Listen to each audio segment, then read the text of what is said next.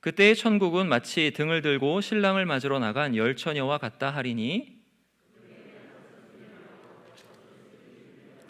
미련한 자들은 등을 가지되 기름을 가지지 아니하고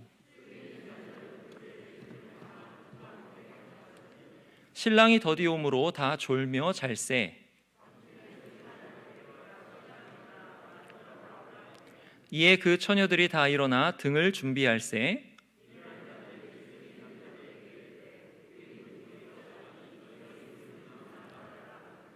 슬기 있는 자들이 대답하여 이르되 우리와 너희가 쓰기에 다 부족할까 하노니 차라리 파는 자들에게 가서 너희 쓸 것을 사라 하니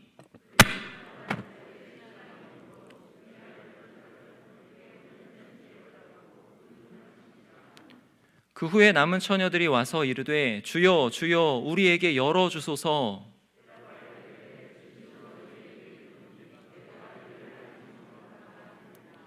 그런즉 깨어 있으라 너희는 그날과 그때를 알지 못하느니라. 아멘. 오늘 본문은요 24장부터 이렇게 쭉 이렇게 진행되는 그 중간에 나오는 본문입니다. 재림 때에 관한 말씀이 쭉 나오는데 그 중간에 이렇게 나오는 비유예요. 오늘 본문 1절을 보면 천국은 마치 이렇게 시작되죠. 그러므로 오늘 본문을 통해서 주님께서 가르쳐 주시고 싶으신 것은 바로 천국에 관한 것입니다.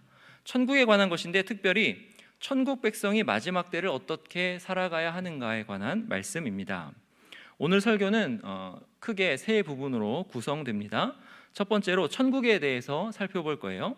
이 비유가 천국은 마치 이렇게 시작되기 때문에 그렇습니다. 천국에 관한 비유이기 때문에 그래요. 두 번째로는 오늘의 비유가 무엇을 말씀하는가에 대해서 살펴볼 것입니다. 그리고 마지막 세 번째로는 이 비유가 우리에게 주는 교훈은 무엇인가, 이렇게 세 가지를 살펴보려고 합니다. 그러면 먼저 천국에 관하여 알아보겠습니다. 여러분, 천국은 뭐죠? 천국. 우리는 보통 천국을 죽어서 가는 곳, 저세상 이런 식으로 생각하는 경향이 있습니다. 그런데 성경은 죽어서 가는 곳을 낙원이라고 불러요. 그리고 천국이라는 말은 조금 다르게 씁니다. 성경이 천국을 어떻게 쓰는지를 좀 살펴볼 필요가 있어요. 마태복음에 천국이라는 말이 자주 나오는데 천국이라고 번역된 원문을 그대로 직역하면 하늘들의 나라가 됩니다. 하늘들의 나라, 하늘을 복수로 사용했습니다. 유대인들의 세계관에 의하면 하늘은 여러 층위로 중첩되어 있어요. 사도 바울도 셋째 하늘이라는 말을 썼죠. 하늘은 하늘인데 세 번째 하늘이라는 뜻이죠. 하늘에 층위가 있는데 셋째 하늘이라, 그 하늘로 자기가 올라가서 엄청난 것을 경험했다, 이렇게 쓴 것입니다. 유대인들은 하늘이 이렇게 여러 층위로 이루어졌다라고 생각했습니다. 그 하늘을 복수로 사용하여서 하늘들의 나라 이렇게 썼어요. 그럼 그 의미가 무엇일까요? 하늘들의 나라는 하나님의 충만하신 임재를 의미합니다. 하나님께서 충만하게 임재하신다는 것을 의미한다는 거예요. 여러분, 지금 이 공간을 한번 생각해 보시기 바랍니다. 여러분, 지금 한 사람 한 사람이 자리를 이렇게 차지하고 계시죠? 그리고 위를 한번 딱 보시면 그냥 공간이 있습니다. 비어 있는 것처럼 보이죠? 아무것도 보이지 않기 때문에 그렇습니다. 그런데 여러분, 정말 여기가 비어 있습니까? 비어 있지 않아요. 왜냐하면 하나님께서 온 우주에 충만하게 계시기 때문입니다. 눈으로 보기에는 아무것도 보이지 않아서 비어 있는 것처럼 보이는데 이 모든 공간은 다른 하늘의 층위와 맞닿아 있는 거예요. 하늘들은 그런 의미입니다. 창세기 21장 17절에 한번 가보실까요? 창세기 21장 17절입니다. 우리 성경 앞쪽으로 한번 가셔서 창세기 21장 17절을 한번 찾아보실게요. 창세기 21장 17절에 이렇게 나옵니다. 구약 성경 27쪽쯤에 있어요. 하나님이 그 어린 아이의 소리를 들으셨으므로 하나님의 사자가 하늘에서부터 하갈을 불러 이르시되 하갈아 무슨 일이냐, 두려워하지 말라, 하나님이 저기 있는 아이의 소리를 들으셨나니. 여기 보시면 하나님께서 아브라함과 하갈 사이에 난 아들 이스마엘의 소리를 들으셨다, 이렇게 나오죠. 그리고 하늘에서부터 말씀하십니다. 하나님께서 눈에 보이시지 않으시는데 다 듣고 계시죠. 어디에서 듣고 계시죠? 바로 하늘에서 듣고 계십니다. 여기 하늘은 공중이라는 뜻이에요. 즉 여기 빈 공간이 아니라는 것입니다. 하나님께서 임재하셔서 다 보시고 들으시고 있는 공간이 바로 이 공간입니다. 하늘이에요. 창세기 22장 11절 가보실까요? 한 장만 딱 넘어가서 그 옆에 있네요. 창세기 22장 11절. 여호와의 사자가 하늘에서부터 그를 불러 이르시되 아브라함아 아브라함아 하는지라 아브라함이 이르되 내가 여기 있나이다 하매. 이 말씀은 아브라함이 이삭을 바치는 장면입니다. 아브라함이 이삭을 바칠 때 그 아브라함의 표정이라든지 이삭이 아브라함에게 질문한 것이라든지 아버지여 번제할 어린 양은 어디 있나이까 이렇게 질문한 것이라든지 그리고 이삭이 순순히 아버지의 손에 묶여서 칼을 받아들이는 그 장면이라든지 거기에 나타난 아브라함의 굳은 결의라든지 이 모든 것을 하나님께서 이 공중에서 생생하게 보시고 들으셨다는 거예요. 그리고 그 공중에서 아브라함을 부르십니다. 아브라함아 아브라함아. 그리고 말씀하시죠. 그 아이에게 손을 대지 말라. 뒤에 보면 이렇게 나와요. 사자가 이르시되 그 아이에게 내 손을 대지 말라. 그에게 아무 일도 하지 말라. 내가 내 아들 내 독자까지도 내게 아끼지 아니하였으니 내가 이제야 네가 하나님을 경외하는 줄을 아노라. 여기 내가 이제야 네가 하나님을 경외하는 줄 아노라 이렇게 나오는데 하나님께서 하늘에서 부르셨다는 것을 염두에 두면서 이것을 생각해 보면 하나님께서 아브라함의 모든 행실, 그의 표정에 담긴 굳은 결의, 그가 행한 모든 것을 다 곁에서 세밀하게 보시고 들으시고 아신다는 것입니다. 여러분 한번 생각해 보세요. 숨소리, 한 걸음 한 걸음 내딛는 그 무겁지만 단호한 발걸음, 자기 목숨보다 사랑하는 아들 이삭을 결박하는 그 손놀림, 칼을 치켜드는 팔, 그리고 정말 내리치려고 하는 그 팔 근육의 움직임, 그리고 얼굴 근육의 그 미묘한 움직임, 그 움직임을 통해서 나타나는 얼굴 표정, 그 표정에 담긴 아브라함의 마음, 그 모든 것을 바로 옆에서 이 공중에서 다 보시고 들으시고 경험하시고 아신다는 것입니다. 어디에서 그것을 다 보셨다고요? 공중에서, 하늘에서 아브라함의 숨소리까지 다 들으시면서 보고 계시면서 그렇게 아신다는 것입니다. 여러분, 하늘들의 나라는 이런 뜻입니다. 하나님께서 이 모든 공간에 충만하게 임재하고 계신다는 뜻이에요. 그리고 모든 되는 일들을 다 보신다는 것입니다. 그러면 하나님께서 그 모든 되는 일들을 다 보시기만 할까요? 그렇지 않습니다. 하늘들의 나라라 이렇게 말씀합니다. 이 나라라는 말은 헬라어 바실레이아라는 말을 번역한 말인데요, 왕국이라는 말이 더 정확한 표현입니다. 왕국. 나라라는 말보다 왕국이라는 말이 강조하는 것은 바로 왕입니다. 왕이 다스리는 나라가 왕국이죠. 그러므로 하늘들의 나라라는 말은 하나님께서 모든 공간에, 비록 눈에 보이시지는 않으실지라도 모든 공간에 충만하게 임재하셔서 다 보시고 들으시고 감찰하시면서 동시에 모든 것을 왕으로 다스리시는 나라라, 이런 뜻입니다. 이 다스리심에서 생각해 볼 때 하나님께서 이 하늘들의 왕국을 다스리실 때 어떻게 다스리시죠? 바로 사람을 사용하셔서 다스리십니다. 그리고 사람을 사용하셔서 이 하나님의 왕국을, 하늘들의 왕국을 다스리실 때는 각종 제도를 두시고 질서에 따라서 사람을 사용하셔요. 구약 성경에 나오는 이스라엘 나라가 그 하나님께서 다스리시는 나라를 잘 나타내주고 있습니다. 제사장 제도, 제사장의 반열에 따라서 섬기는 것, 그리고 찬양대도 반열에 따라서 섬기는 것, 군대의 제도, 천부장, 백부장, 50부장, 10부장 그런 것, 그 군대도 반열에 따라서 국방의 의무를 감당하는 것, 재판장의 제도, 장로들이 성문에 앉아서 재판하는 것들, 그런 것들이 구약 성경에 잘 나와 있습니다. 우리가 매일 성경으로 역대하 말씀을 보고 있는데 역대기에 보면 다윗이 세운 제도가 자세하게 기록되어 있죠. 이런 기록은 우리에게 유익을 줍니다. 왜냐하면 천국이 어떠한 곳인가를 그 기록들을 통해서 우리가 자세하게 알 수 있는 거예요. 아, 이렇게 질서를 세우시고 이렇게 사람을 사용하시고 이렇게 천국을 이루시는구나. 우리가 그러한 천국을 살고 있기 때문에 그것이 우리에게 유익이 됩니다. 여기까지가 천국은 마치 이 말씀에서 천국이 의미하는 것이 무엇인가를 살펴보았습니다. 이제 오늘 본문의 비유가 무엇을 말씀하는가를 생각해 보시겠습니다. 보통 우리는요, 이 지혜로운 5 처녀가 나오는 비유라고 하죠. 이 비유를 풍유적으로 많이 생각합니다. 풍유는 뭐냐면요, 이야기에 나오는 어떤 등장인물이나 어떤 사물이나 이런 거를 어떤 다른 것과 이렇게 딱 매치시키는 거예요. 가령 여기 비유에 나오는 신랑은 예수님이다. 신랑을 맞으러 나간 신부들, 열처녀는 뭐 교회다. 열처녀들이 등을 가졌으니까 그 등으로 이렇게 비춰야 되니까 교회는 빛을 비춰야 된다. 산상수훈에서 너의 빛이 착한 행실이라고 했으니까 교회는 착한 행실로 빛을 비춰야 된다. 기름은 성령 하나님을 뜻한다. 이런 식으로 하나씩 그 의미를 매치시키는 거예요. 이렇게 하나하나 이것은 이것을 의미한다 이렇게 해석하는 것도 물론 유익이 있습니다. 잘 해석해서 잘 풀어주면 유익이 있어요.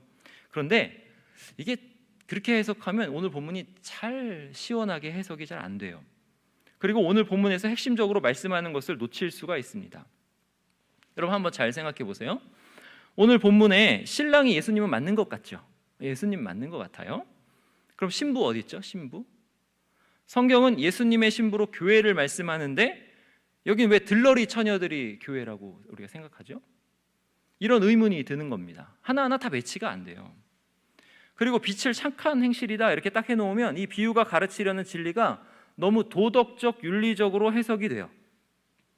기름도 성령이라고 딱 매치시켜 놓으면 뭔가 그런 것 같긴 한데 그래서 어떻게 해야 한다는 것이냐, 슬기로운 것이 무엇이냐, 이게 잘 확 드러나진 않습니다.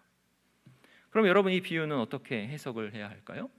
이 비유는요, 이 비유 안에 담긴 이 이야기 자체로 해석을 해야 합니다. 천국은 이런 상황과 같다고 하셨으니까 이 비유에 나오는 상황과 같은 상황이 성도나 교회가 처한 상황과 같구나, 이것을 깨달아야 합니다. 여러분 이 비유의 상황은 어떤 상황이죠?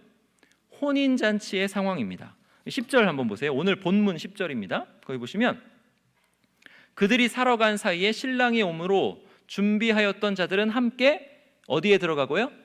혼인잔치에 들어가고 문은 닫힌지라 이렇게 나오죠. 혼인잔치에 들어갔어요. 이 비유는 혼인잔치의 상황이에요. 그리고 이 비유의 혼인잔치는 밤에 진행됩니다. 그리고 신랑은요 지금 결혼식을 하고 어디를 갔다가 지금 혼인잔치를 하러 오고 있는 상황이에요. 근데 생각보다 늦어지는 그런 상황이죠. 신부는 신랑과 함께 있는지 아니면 혼인잔치 자리에 있는지 확실하게 나타나 있지 않아요. 어떤 사본들은요 요 1절에서 신랑을 맞으러 여기에다가 신랑과 신부를 맞으러 이렇게 쓴 사본들이 있어요. 그런데 대부분의 사본들에는 신부가 등장하지 않습니다. 신부 어디 있지? 잘 안 나와요. 신랑은 어디에 갔다 오는지, 또 왜 밤에 혼인잔치를 하는 것인지, 신부는 어디에 있는지 이런 것들을 정확하게 알 수 없죠. 이 비유가 2000년 전 풍습으로 이렇게 우리에게 이야기를 하고 있기 때문에 그래요. 이 풍습이 정확하게 무엇인지 알기 어렵다는 것입니다. 예수님 당시에 예수님께 말씀을 들었던 사람들은요, 예수님께서 이 비유를 쫙 말씀하실 때 그들이 이렇게 당장 이렇게 하고 있는 풍습이니까 바로 알아들었을 거예요. 그러니까 성경에 이 풍습에 대해서 일일이 설명하지 않는 것입니다. 당시 사람들은요 혼인잔치 하면 딱 그려지는 그림이 있었어요. 그런데 우리는 그 풍습이 무엇인지 정확하게 재현하기도 어렵고 확실하게 알기도 어렵습니다. 그냥 비유에 나온 대로 말씀하는 만큼만 생각하자는 거죠. 그래도요 여러분 이 비유는 정말 무한하게 우리에게 교훈을 줍니다. 여러분 일단 신랑은 혼인 예식의 관례에 따라서 어디 갔다가 혼인 잔치를 하러 밤중에 돌아오는 중이죠. 이게 처음에 시작할 때. 그리고 열처녀가 어떤 임무를 맡습니다. 그 임무는 뭐죠? 신랑이 돌아올 때 신랑을 맞이하라는 임무죠. 그런데 어떻게 맞이하라는 거죠? 아주 영광스럽게 맞이하라는 거예요. 열처녀의 임무는 바로 신랑을 맞이하고 네가 가진 그 등불로 밤을 환하게 밝혀서 그가 혼인잔치로 오는 길을 영광스럽게 하라는 거예요. 신랑 한 사람만을 위한 10개의 등불, 이걸 생각해 보세요. 오늘 본문 6절에 보시면 밤중에 소리가 나되 신랑이로다 맞으러 나오라 하매 이렇게 나오죠. 처녀들은 이렇게 신랑이 온다는 소리를 들으면요 바로 후다다다닥 준비를 해가지고 밝은 등을 가지고 나가야 합니다.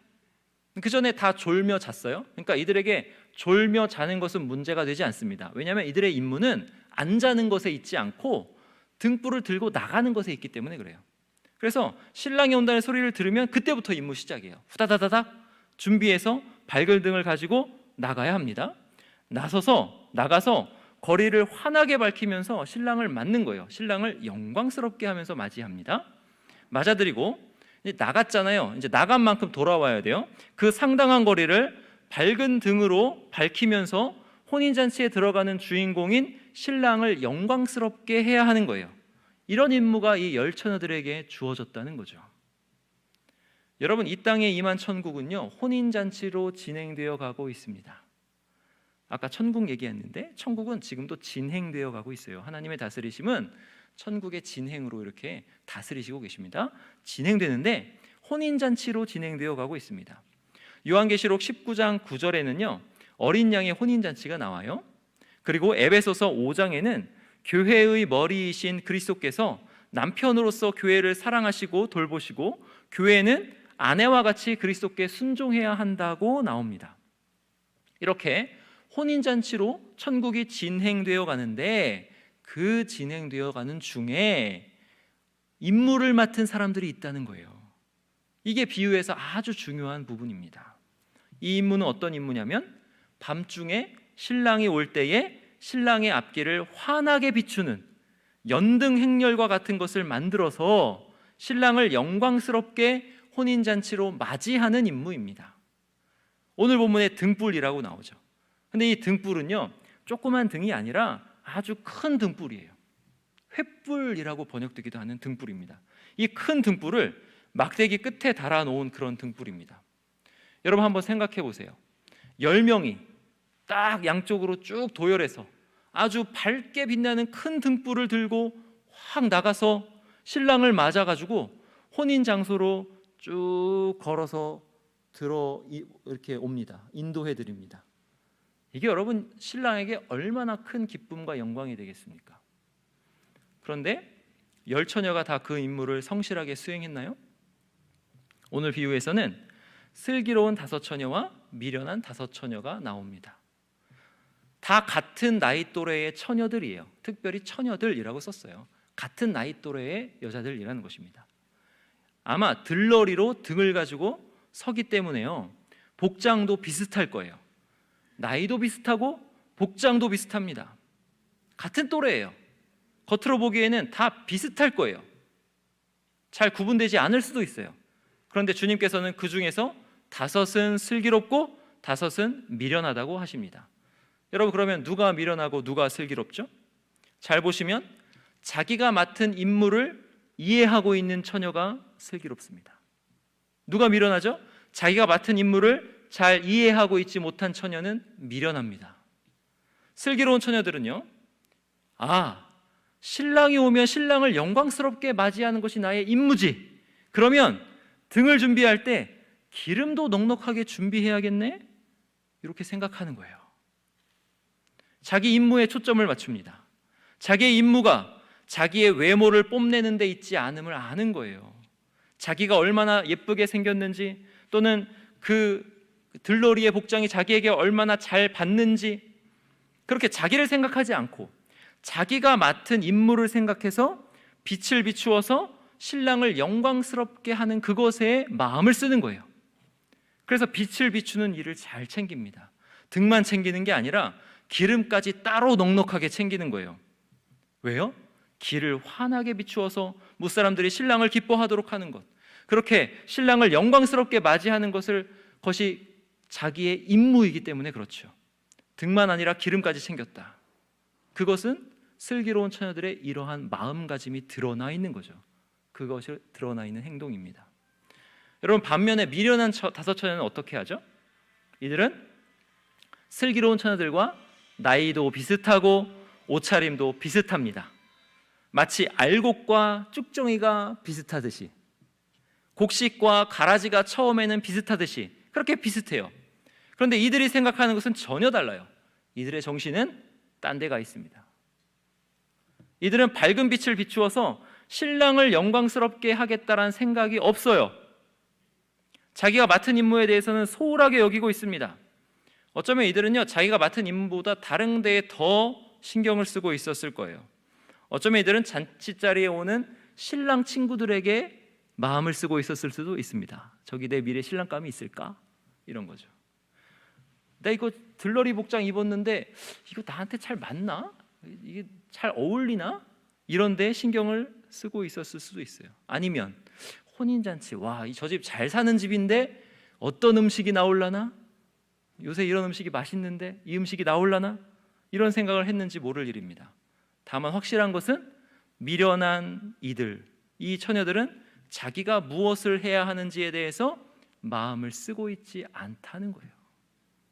자기 임무에 대해서 생각하지 않으니까 거치장은 슬기로운 처녀들처럼 비슷하게 하였을지라도 막상 임무를 적절하게 수행하지 못합니다. 임무를 잘 수행하려는 마음도 없고 생각도 안 해서 그래요.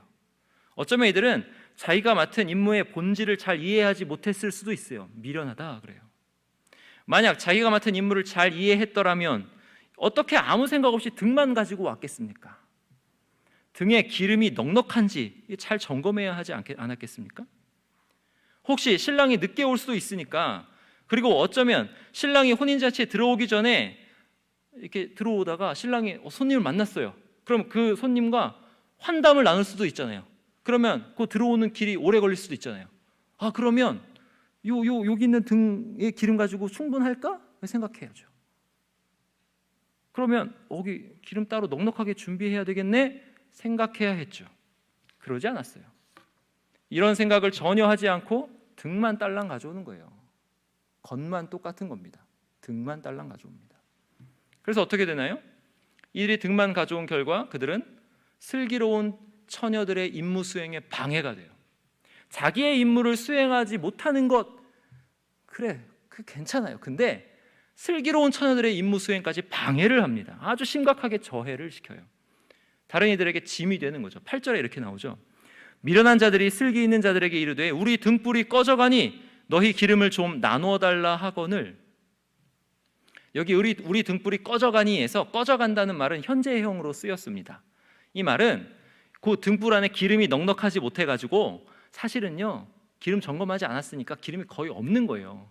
그러니까 기름이 거의 없어서 심지에 불을 붙이면 심지는 타죠. 근데 심지가 타는 것 같은데 밝게 빛나지는 않는 그런 상태인 거예요.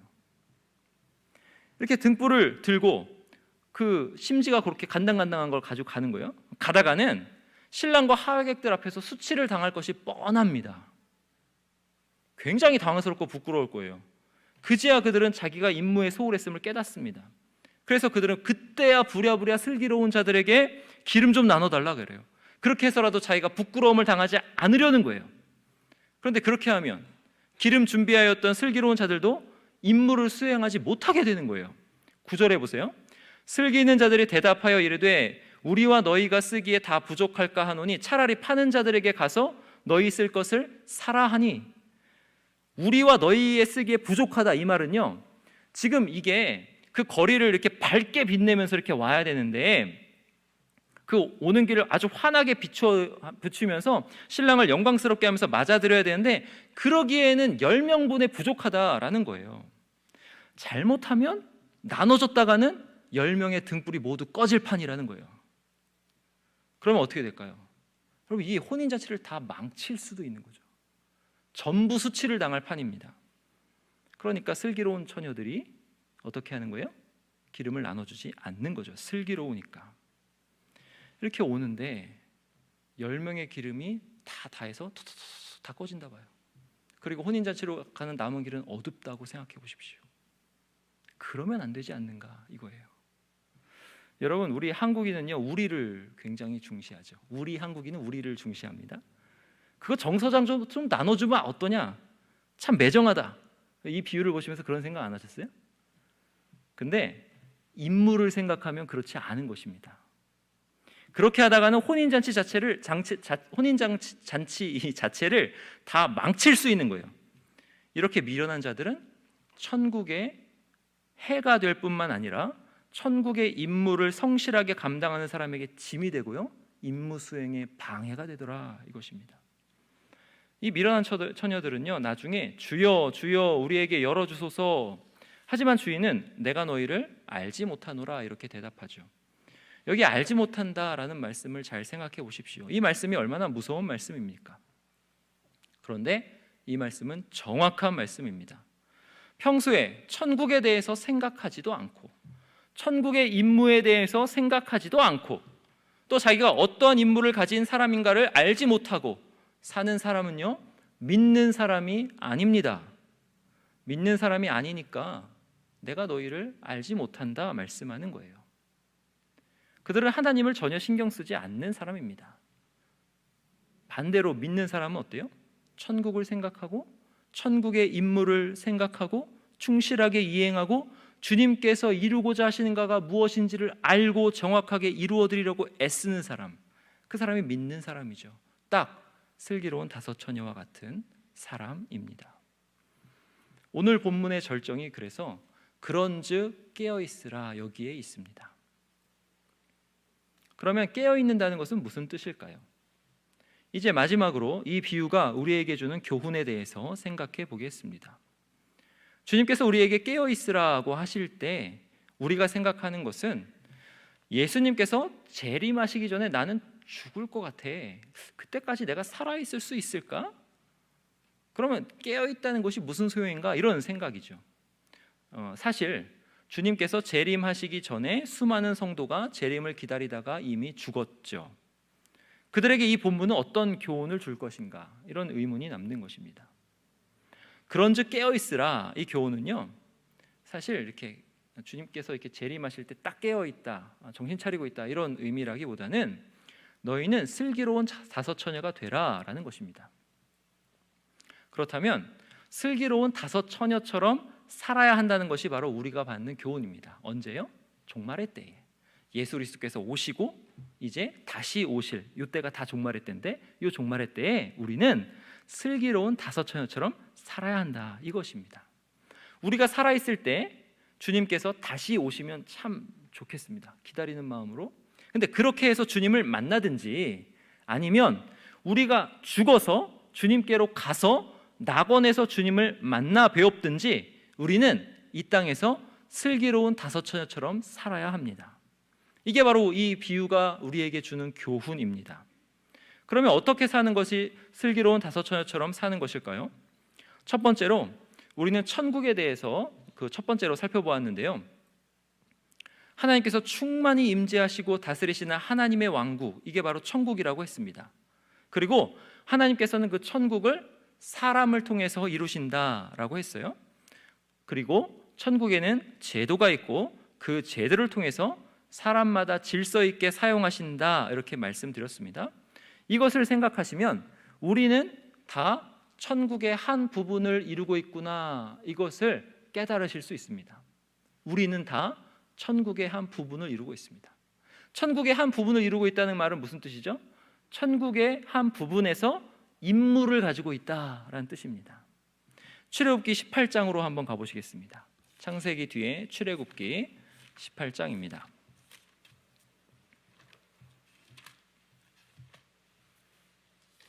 21절 보세요. 구약 성경 110쪽쯤에 있습니다. 출애굽기 18장 21절.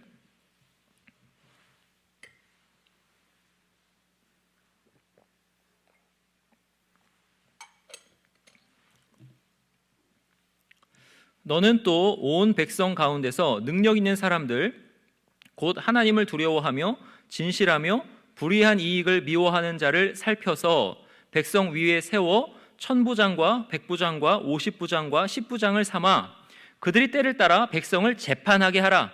큰 일은 모두 내게 가져갈 것이요 작은 일은 모두 그들이 스스로 재판할 것이니 그리하면 그들이 너와 함께 담당할 것인즉 이 일이 내게 쉬우리라.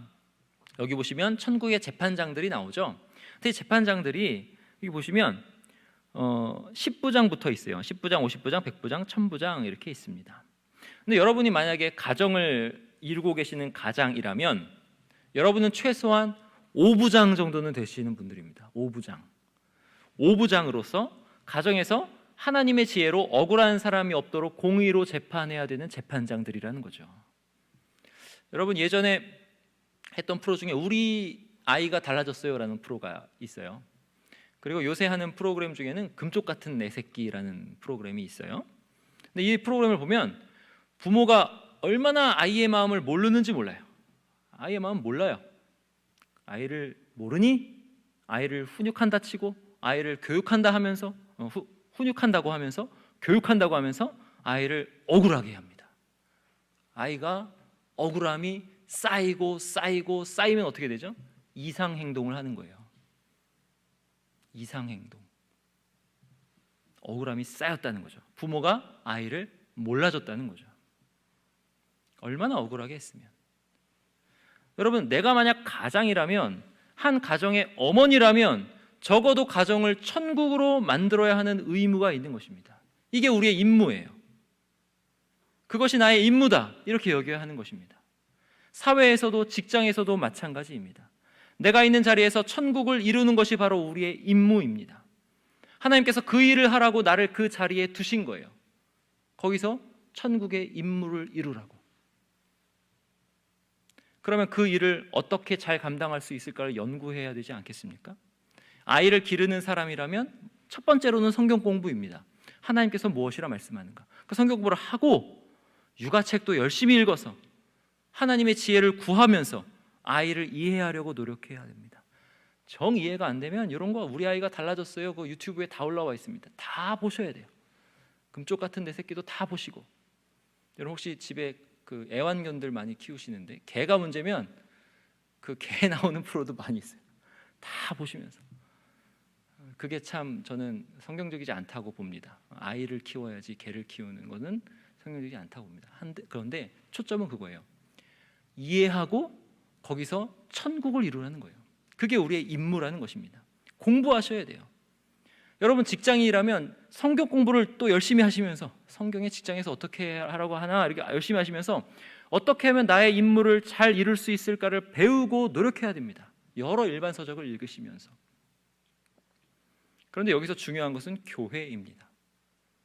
여러분 나는 나 자신은요, 여러분도 자신도 개인으로 부름을 받기도 하였지만 동시에 교회로 부름을 받았습니다.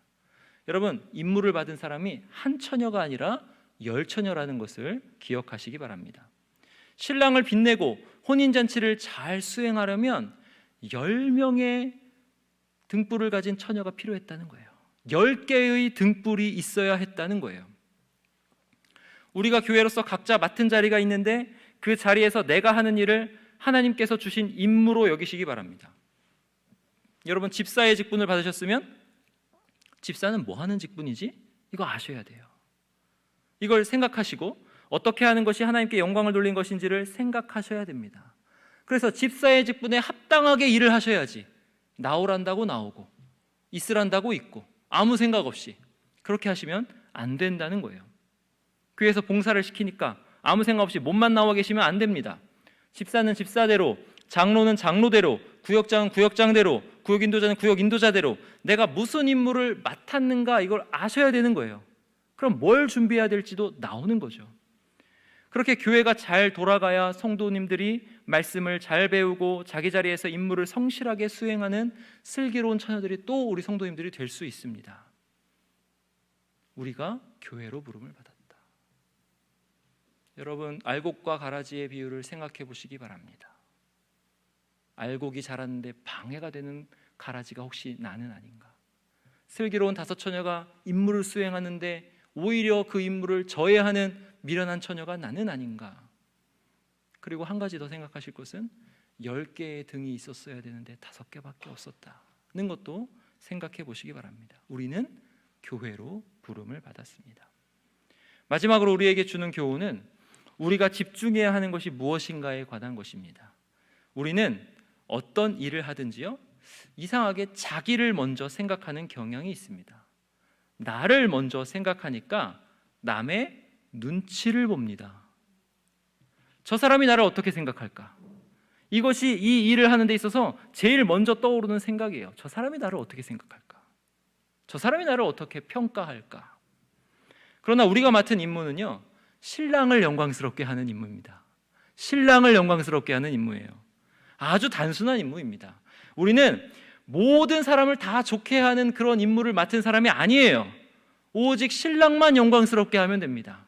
내 관심의 초점이 신랑에게만 있으면 돼요. 주님만 생각하면 돼요. 주님께 영광이 되면 되는 것입니다. 단순해요. 다른 사람 신경 쓸 것 없습니다. 여러분, 제가 무시하라는 것이 아니에요. 일의 핵심을 잘 짚으라는 거예요. 무슨 일을 하든지 주께 하듯 하면 되는 것입니다. 무슨 일을 하든지 주님께만 영광을 돌리면 되는 거예요. 여러분, 한번 그렇게 해보세요. 참 자유가 있습니다. 남들의 평가에, 남들의 시선에, 남들의 비교에 너무 신경 쓰지 마세요. 주님께서 우리를 보고 계십니다. 그렇게 하는 게 참 어렵죠. 근데 왜 어렵죠? 여기 남들은 다 눈에 보이고요, 제 눈에도 주님은 지금 안 보여요. 그래서 이 평가에 신경 쓰게 됩니다. 그렇게 돼요. 그래서 주님께만 영광 돌리는 게 참 어렵습니다. 근데 앞에서 천국에 대해서 설명한 것을 생각해 보시기 바랍니다. 여러분, 하나님께서 아브라함을 어떻게 아신다고 했죠? 공중에 충만하게 임재하시면서 아브라함의 얼굴 근육의 움직임을 다 생생하게 보시고 아브라함의 숨소리를 들으시고, 어떻게 보면요, 아브라함이 자기가 스스로를 아는 것보다 더 생생하고 더 자세하게 더 세세하게 보시고 들으시고 아브라함이 하나님을 경외하는 것을 아십니다. 주님 지금 충만히 임재하시면서 우리를 그렇게 보고 계십니다. 천국은 하나님으로 충만한 하나님의 왕국입니다. 우리는 그런 천국을 살고 있어요. 그렇게 생각하면 주님께만 영광을 돌리는 것이 참 쉽습니다. 왜요? 주님이 언제나 어디서나 함께 계시니까. 다른 사람이 이만큼 있기 전에 주님은 여기 계시니까. 여기 충만하시니까. 다른 사람이 나를 보는 시선보다 주님께서 나를 보시는 시선이 훨씬 가까우니까. 이것을 기억하시기 바랍니다. 이것을 기억하시면서 슬기로운 다섯 처녀처럼 내가 맡은 임무를 잘 알고 그 임무를 충실하게 수행함으로 오직 신랑만 영화롭게 하시는, 오직 주님만 영화롭게 하시는 저와 여러분 되시기를 간절히 바랍니다. 기도하시겠습니다. 하나님 아버지, 하나님께서 우리를 정말 충성스럽게 여겨주셔서 우리에게 천국의 임무를 맡겨주시니 감사하옵나이다. 우리가 그 임무가 무엇인지 우리가 있는 자리에서 깨달아 알게 하여 주옵소서. 그래서 그 임무를 슬기로운 다섯 처녀처럼 충실하게 이행할 수 있도록 도와주옵소서. 그래서 주님을 만날 때 주님께서 우리에게 잘하였도다 착하고 충성된 종아 이렇게 칭찬하시는 우리가 다 될 수 있도록 복을 내려 주시옵소서. 감사드리고 주 예수 그리스도의 이름으로 기도하옵나이다. 아멘.